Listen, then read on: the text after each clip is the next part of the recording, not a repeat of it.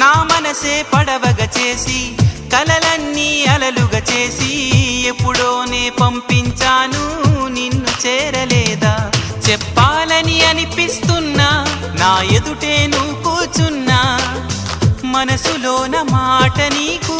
చెప్పలేకపోతున్నా చెప్పకుండా ఓ క్షణమైనా ఉండలేకపోతున్నా ఎలా చెప్పనమ్మా నాలోని ప్రేమని